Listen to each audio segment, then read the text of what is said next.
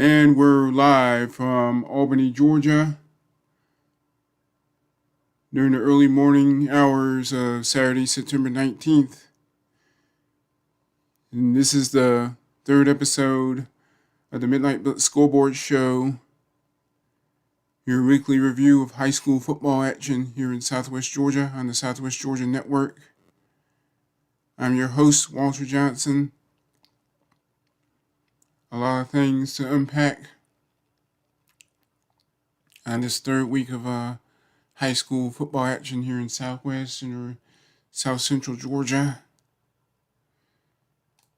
including Thomasville keeping the syrup pitcher, or winning the syrup pitcher actually, with an easy win over Cairo, and Cook coming back in the closing seconds to knock off defending Class Single A public school state champion Irwin County at Cook's new stadium down in Adel, Georgia, and the Worth County Rams going to 2-1 with back-to-back wins. And when was the last time that happened? And this and more on the Midnight Blitz Scoreboard show. Not much time to waste, so let's get started. And a good place to start would be down in Cairo, Georgia. The annual battle for the syrup pitcher pitted the Thomasville Bulldogs against the Cairo Syrup Makers. And the Class AA Bulldogs came in at 1-1 on the season, losing their opener at Brooks County in Single A Public 20-14. And then the previous week, they knocked off another arch rival in the Thomas County Central Yellow Jackets, Region 1-4A. Final score 34-7 in favor of the Bulldogs. Easy winners over the Yellow Jackets. And the Bulldogs hit the road to face another Region 1-4A team in the Cairo Syrup Makers, who lost their first two games. Lost at home to Fitzgerald 21-17, and tried to make the comeback again at Brooks County the following week on September 11th, only to fall 2 points short, 26-24, and which leads us to this matchup between Thomasville and Cairo. And most of the first half was scoreless until about barely over a minute to go. And the Bulldogs scored their first touchdown, made it 7-0. And after Cecily made extra point, and then the Bulldogs tacked on a field goal just before the half to make the score 10-0 Thomasville, and it was 17-7 in the Bulldogs' favor after exchanging a pair of touchdowns and made extra points. And the Bulldogs sealed the victory with a couple of more touchdowns in the final period, although the Bulldogs would go on to miss an extra point. Final score once again, Thomasville Bulldogs 30, Cairo Syrup Makers 7. And with the win, Thomasville is now 2-1, made that 2-1 on the season since losing that opener to Brooks County, while Cairo falls to 0-3. And as a matter of fact, it was a rough Friday night for the other two teams in Region 1-4A, located along U.S. Highway 84 and just above the Florida state line. And more on that momentarily.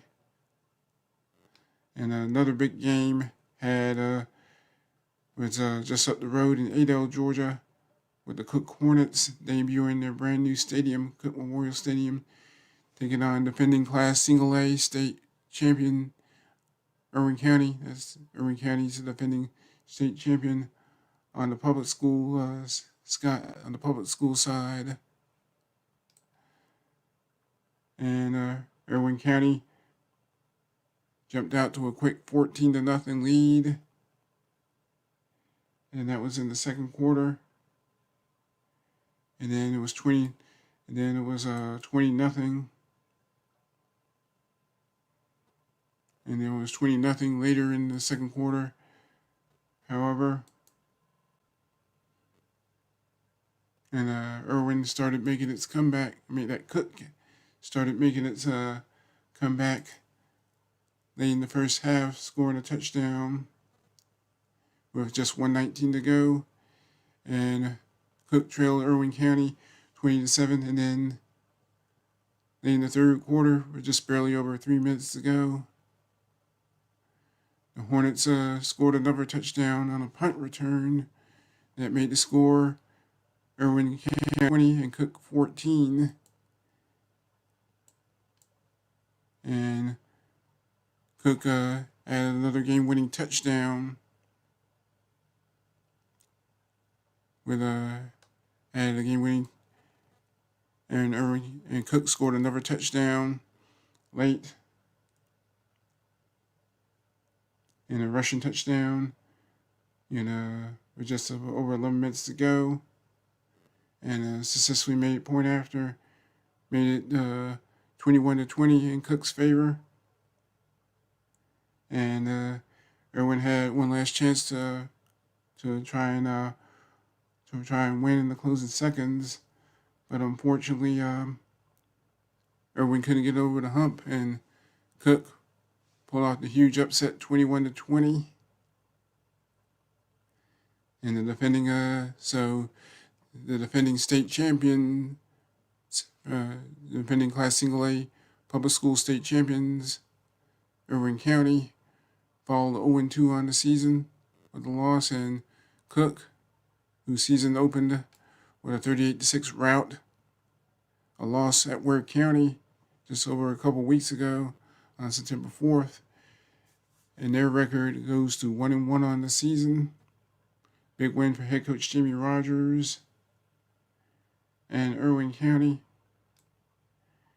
And Irwin was and Cook was scheduled to play host to the Pelham Hornets, another team of Hornets this week, but Pelham's game against at Cook, followed by their game the following week at Clinch County. Both of those games were called off due to COVID-19. So, and Irwin County came in as a replacement for Pelham, and Early County was pretty much in the same boat. And their game at Mitchell County was canceled, as was their game at Enterprise, Alabama. And as it stands, the Bobcats' next game won't be until October 2nd at home against the Westover Patriots from Albany. And the game at Early County would be the season opener for Westover. And Pelham's next game won't be at home against Cairo. So some irony there. And as for Cook, and they'll be back home next Friday, September 25th, playing host to Brooks County. And Brooks is already 2-0 on the season, and already off to a great start down in Brooks County. And Brooks had this week off. And so as for Irwin County, and they'll be looking to bounce back after that tough loss to Cook at Cook, and they'll host Wilkinson County next week, and it'll be the home opener for Irwin County.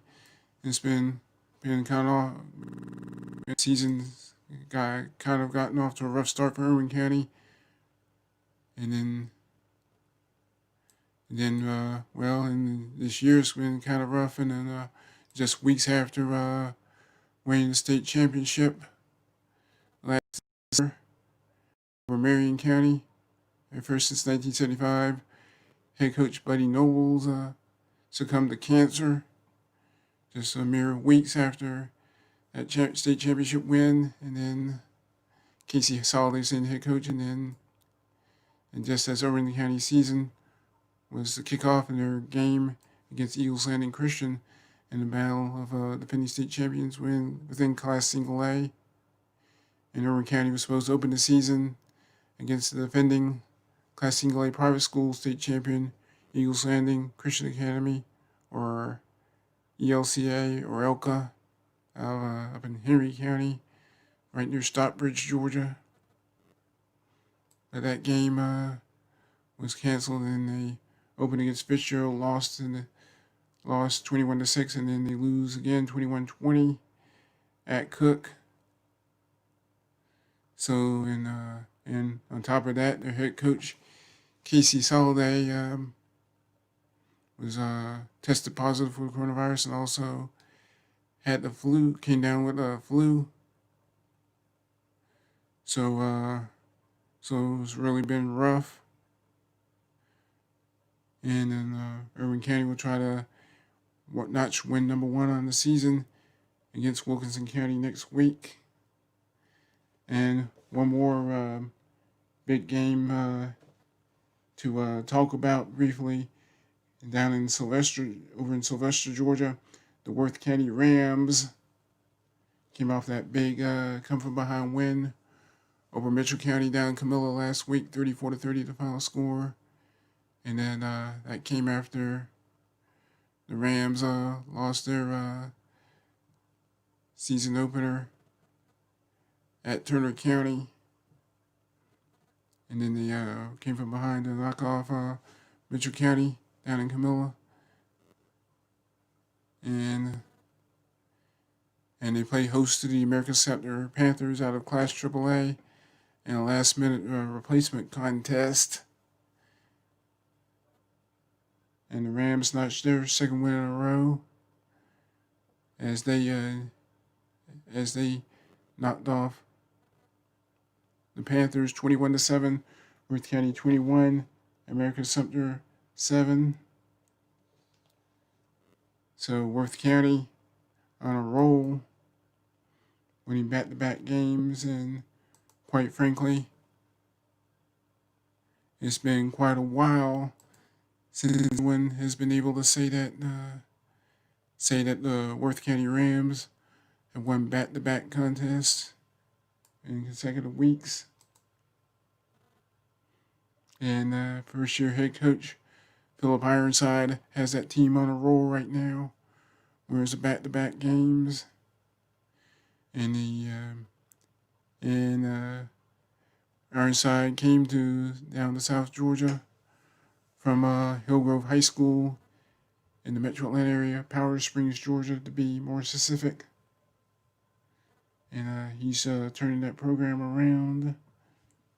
He's turning things around slowly but surely.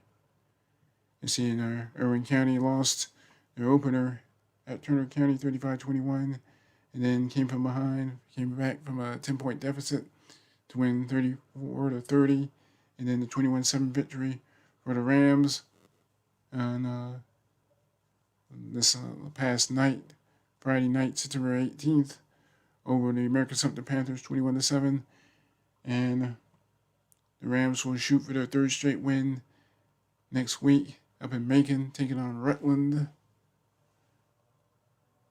And then after that, after a bye week, the Rams will play host to the Tiffin County Blue Devils in their final non-region contest on this Friday, October 9th. And speaking of the Tiffin County Blue Devils, and Ashley Anders, the Tiffin County head coach, just like Irwin County head coach, and Casey Soliday, both tested positive for the coronavirus, and last check, both were recovering at home,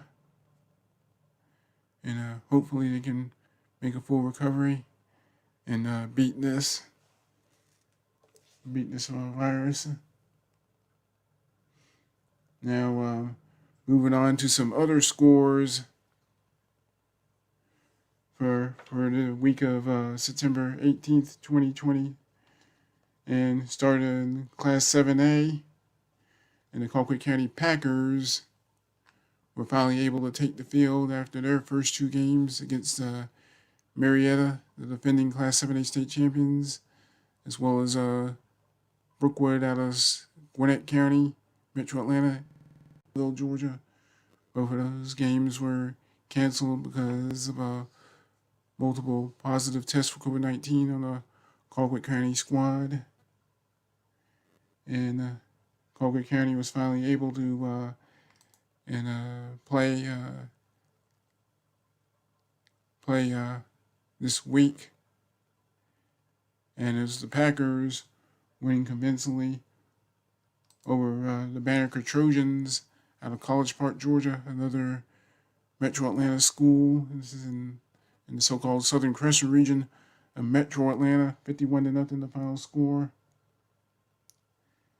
Obviously, there had to be a lot of concerns surrounding the Colquitt County program, especially considering their first two games had been wiped out due to COVID-19. But it seemed like the Packers seemed like they picked the right time to put themselves in mid-season form. Once again, the final score: Colquitt County 51, Banneker 0. And next up for the Colquitt County Packers, a home game next week against the Valdosta Wildcats.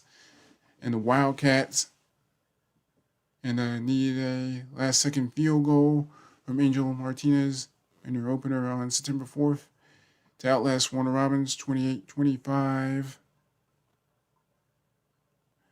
And then their game at Tift County the previous week, the week of September 11th, was called off because of COVID-19.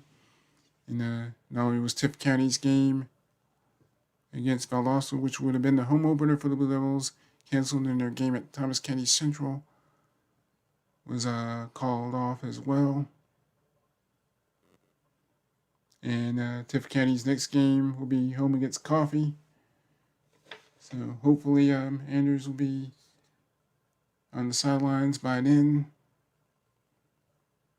And but as for the Valdosta, the Wildcats of head coach Rush Probst improved to 2-0 on the season after they rolled past the Bainbridge Bearcats, final score 45-7. And the Wildcats jumped out to a quick lead, but never really looked back. And Valdosta is now 2-0 on the season and getting ready to take the 40-mile or so trip up Georgia Highway 133 into Moultrie to take on the Colquitt County Packers. I think it's one of, I think, two very good matchups. And the only other Class 7A team or Region 1 team from our area to take the field was the Lowndes Vikings. And Lowndes improved to 3-0 on the season, remaining undefeated with a 37-17 win over Oakleaf out of Orange Park, Florida. That's around Jacksonville, the Jacksonville area. So Lowndes now sitting at 3-0 on the season. And Lowndes is set itself up for a big matchup next week against the Lee County Trojans. And Lee County just absolutely crushed Crawford County. Final score 66-0. Lee County over Crawford County. The Crawford County Eagles, located in Roberta, Georgia, US Highway 80, just west of Macon. And a big win for Lee County. And last week, Lee County opened its season with another big shutout win, 44-0, over the Maynard Jackson Jaguars out of Atlanta. And Lee County's outscored their first two opponents by the score of, get this, 110-0, 110-0. And head coach Dean Fabrizio had his team firing on all cylinders in both of those games. However, they got a big test coming up next Friday down at Martin Stadium in Valdosta, taking on the Lowndes Vikings. A battle of current number 2 teams in the respective classifications, and according to the Atlanta Journal-Constitution, Georgia High School Football Daily Newsletter statewide poll. And Lee County comes in ranked number 2 in Class 6A, Lowndes number 2 in Class 7A, and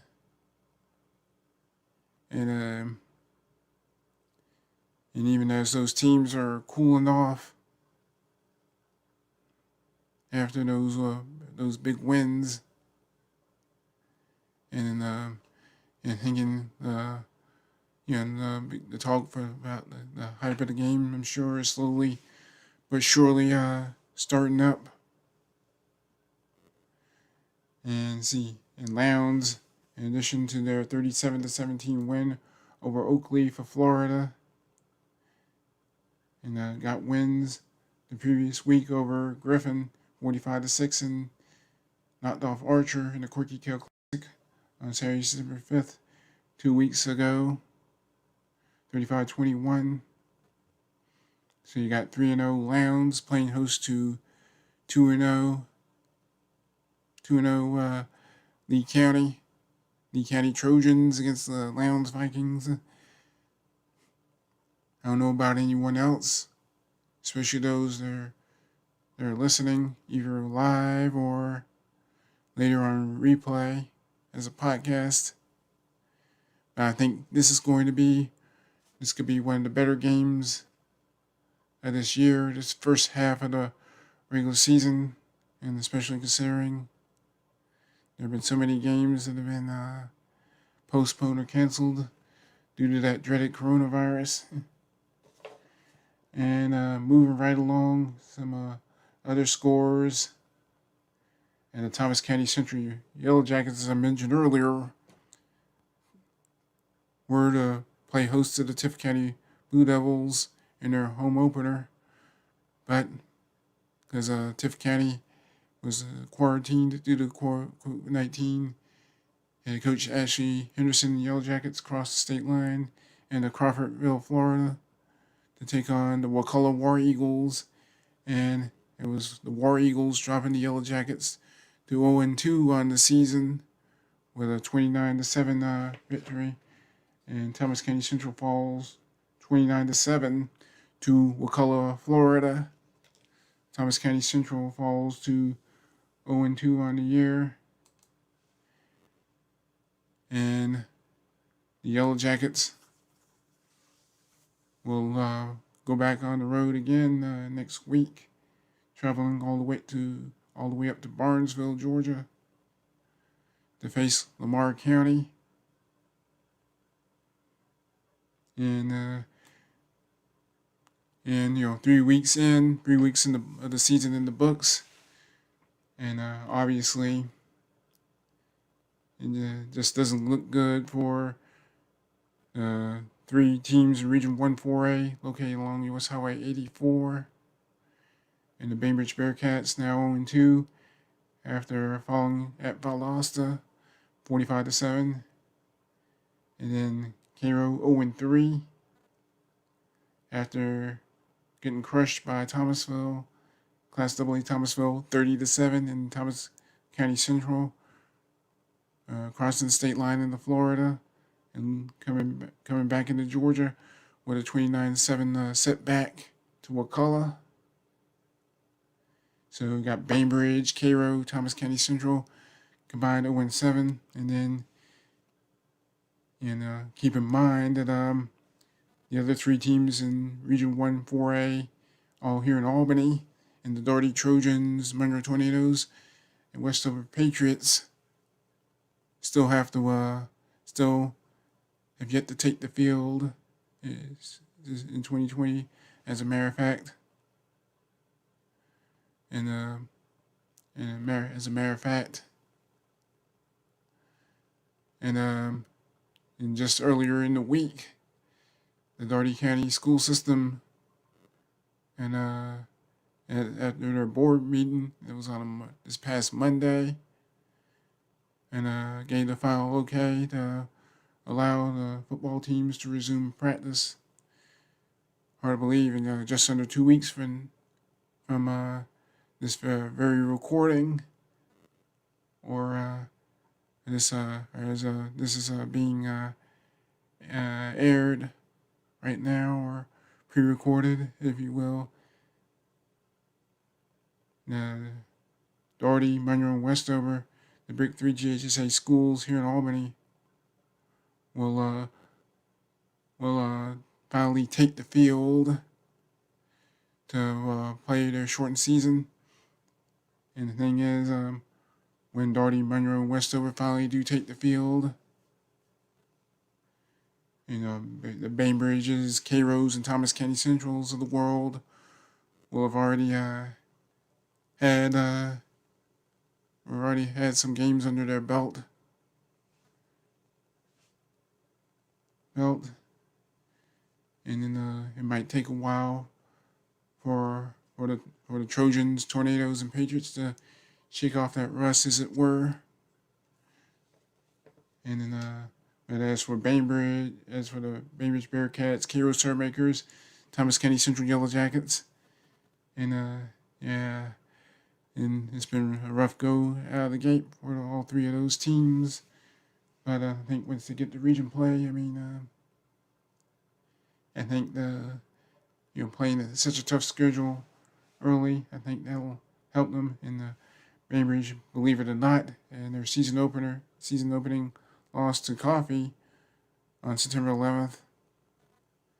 That actually led 16-10 going into the fourth quarter, and then Coffee scored 21 unanswered points in the final period to leave Bainbridge with a 31-16 win.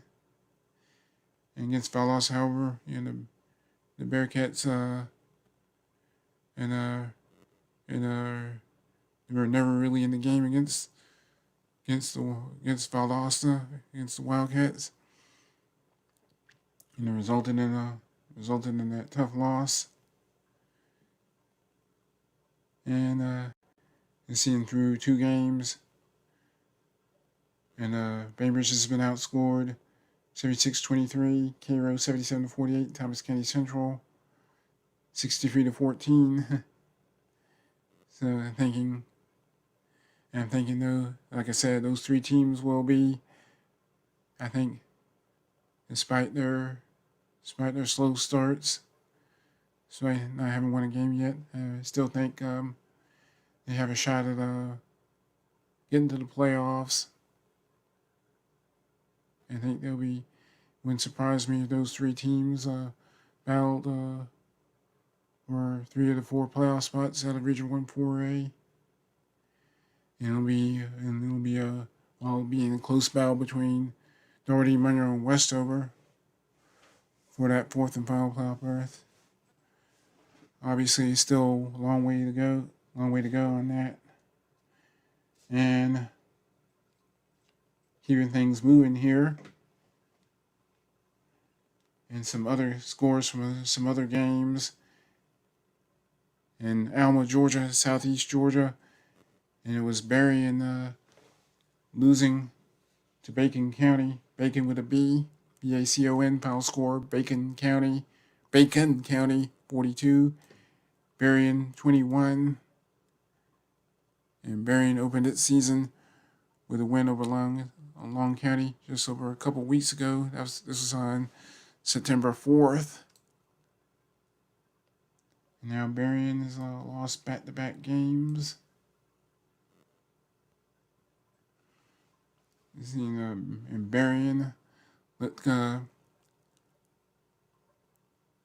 Berrien looked kind of impressive in their season opening win over Long County. And final score is 41-21 Berrien, and they lost at home to Lanier County 34-7, and then a 42-21 loss at Bacon County. And Berrien's off next week. Return to action on October 2nd, taking on the Toombs County Bulldogs. And that game will be played in Lyons, Georgia. Lyons spelled Lyons. And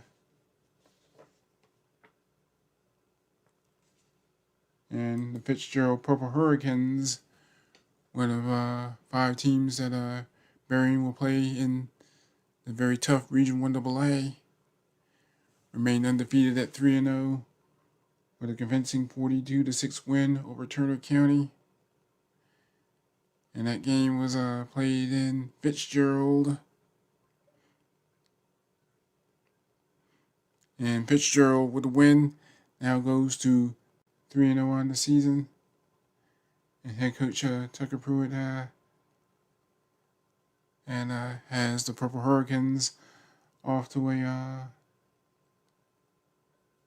tremendous start at 3-0. And next week, either weather or COVID-19 permitting, Fitzgerald will travel to Eastman, Georgia next week, Friday, September 5th, to take on Dodge County. And Dodge County was scheduled to play against West Laurens this week.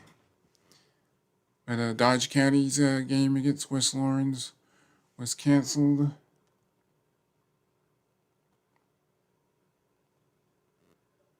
And so probably wouldn't be surprising if the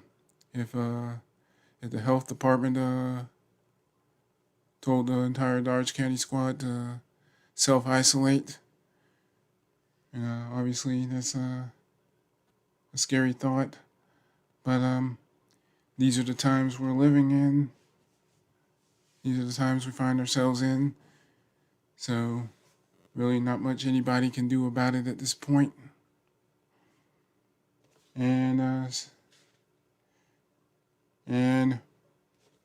moving on to Region 1 Single A Private. Up in Americus, Georgia, the Deerfield Windsor Knights from right here in Albany made the trip up US Highway 19 to face the Southland Raiders. And the Southland Raiders were the Deerfield Windsors, one of Deerfield Windsor's former foes in the GISA, and the Knights are in their inaugural season in the GISA. And a low scoring but back and forth contest. It was the Knights winning their second straight game in as many tries as they defeated the Southland Academy. Final score 15-12. Deerfield Windsor now sitting at 2-1 on the 2020 season,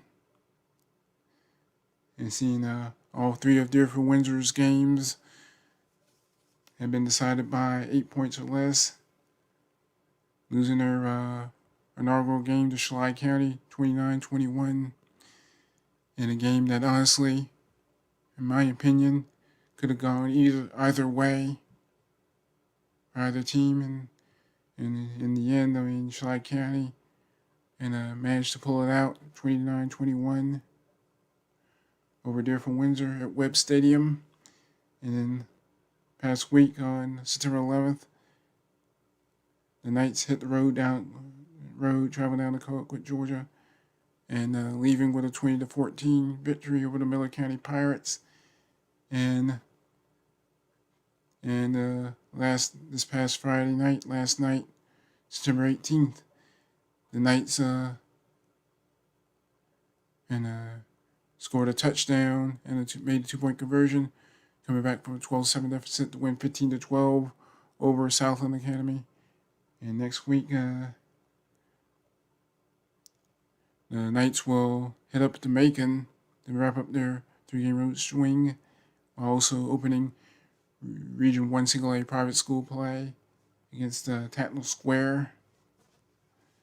And just hard to believe, it's been almost a decade since Deerfield Windsor completed a perfect undefeated season at 13-0 and winning the GISA state title, and knocked off Mount DeSales on the last-second field goal. I mean, it was a very long field goal, and then once the ball left the kicker's foot, and there was some concerns of where that ball would even get in between the uprights, which it ultimately did, and Deerfield Windsor won that game in dramatic fashion, and then rolled past Tatnall Square the following week to win the state title. But that's like the saying goes. However, that was then, and this is now. And Deerfield now 2-1 with a victory 15-12 over Southland up in Americus. And elsewhere, the Terrell County Greenways finally took the field for the first time in 2020, and traveling down to Pearson, Georgia to take on Atkinson County. And the game was originally scheduled to be played in Dawson. However, in an unusually soggy field led the game to be moved down to Pearson to be played at Atkinson County. And it was Atkinson County winning a tight win over Terrell County, 20-18 the final score. And then another GHSA versus GISA matchup down in Thomasville. Brookwood rolled to an easy 42-13 win over Seminole County. And it was the first win of the season for Brookwood after losing 27-13 to McClay out of Tallahassee, Florida. So Brookwood improves to 1-1 on the season in Seminole County, who fell at home to Early County in their opener. And just over 2 weeks ago, barely over 2 weeks ago, 28-0, fell to 0-2. And it'll be interesting. And it'll be interesting to see if Seminole can right the ship going forward. Rest of 2020, still, and especially in a in the Region 1 Single A public that appears to be a mess right now. With Pelham 1-1 and being sidelined until October because of COVID-19. And Mitchell County is 0-2, and the Eagles were scheduled to play host to Early County before Early County had to cancel that game because of COVID-19. And let's see, in Mitchell County's next scheduled game will be a home game against Toombs County. And so that should be an interesting matchup there. And see, in Terrell County losing its opener. Terrell County losing its opener and dropping to 0-1. And the Green Waves next contest. And the Green Waves next contest will be on October 2nd at Crawford County. And in case you missed it earlier, and then Crawford County got crushed at Lee County, 66-0. And wrapping things up, and the two charter schools had a rough night, and Baconton Charter fell at home to the Hawkinsville Red Devils out of Hawkinsville, Georgia. Final score: Hawkinsville 33, Baconton Charter 6, and meanwhile the Miller County Pirates after losing back-to-back games to open the season. Finally cracked the win column with a 53-6 rout over Patola Charter. Patola spelled Pataula, Patola Charter. And both of those teams are playing non-region schedules. And Patola is Patola is now 0-3 on the season. So neither team's playing. Both Baconton and Patola are playing a non-region schedule. And Patola is now 0-3 after the loss to Miller County. And so looking at Region 1 Single A Public, and you see Baconton and Patola already playing non-region schedules, and the Calhoun County Cougars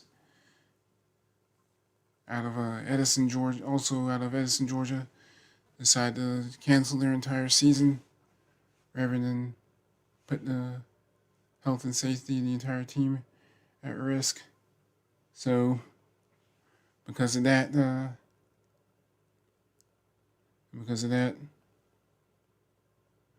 you're basically just 6 teams fighting for 4 playoff berths in Region 1 Single A. And Pelham already has the edge there, thanks to their season opening win over their arch rivals from Mitchell County back on Saturday, September 5th.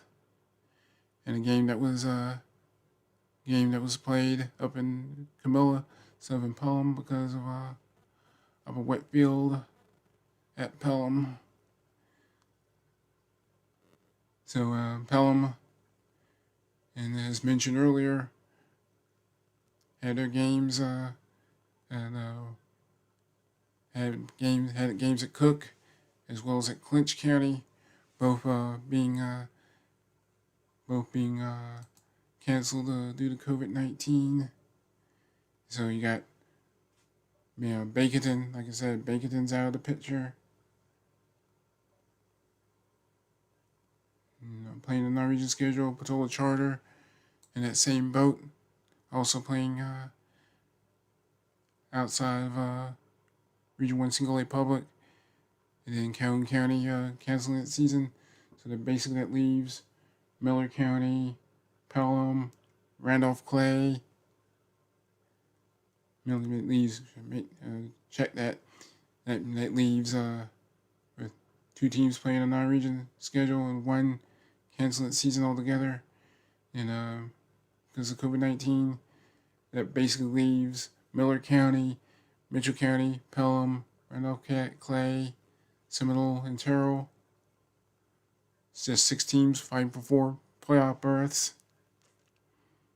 And I'm thinking it's already shaping up to be very interesting going forward. And speaking of going forward, got several GISA games, or at least several games involving GISA teams, and Tift area losing to Bullock Academy 38-34, and a tough loss for head coach Eric Soliday and the Tift area Panthers, losing by 4, and also the Byward Valiants traveling up to Savannah to take on Savannah Christian and competing in GHSA Region 3 Single A Private. Another GHSA versus GISA matchup involving a team from the Southwest Georgia Network coverage area. And it was Savannah Christian cruising to an easy 54-14 win over Valwood. Probably had to be one of the worst losses in Valwood program history. And Terrell Academy was at home against Fullington Academy out of Pinehurst, Georgia. And unfortunately, as I'm talking, there was no final score reported. And lastly, the Southwest Georgia Academy Warriors, just over 2 weeks after losing a heartbreaker in Alabama to Macon East Montgomery Academy, 42-38 was the score in that contest on September 4th. And the Warriors from SGA, Southwest Georgia Academy out of Damascus, Georgia, cracked the win column with a 45-24 win over Calvary Christian. And SGA is now 1-1 on the season. And on that note, that's going to end this episode of the Midnight Blitz Scoreboard Show. However, you can catch the High School Football Roundup podcast online at southwestgeorgianetwork.com. You can also follow the Southwest Georgia Network on Twitter at SWGA Network for all things high school football, as well as other news of interest to people in Southwest as well as South Central Georgia, from Sumter County to the Florida border, north to south, and from Ben Hill, Irwin, and Berrien counties to the Alabama border, east to west. And again, that's going to do it for this edition of the Midnight Blitz Scoreboard Show for Saturday, September 19th, 2020. This has been your host, Walter Johnson. Have a good weekend. Stay safe out there. Wear a mask when you're outside. Wash your hands every chance you get. Follow the 6-foot rule and do all those things. Once again, thank you for listening. Have a good rest of your weekend. Stay safe out there. God bless you, and goodbye.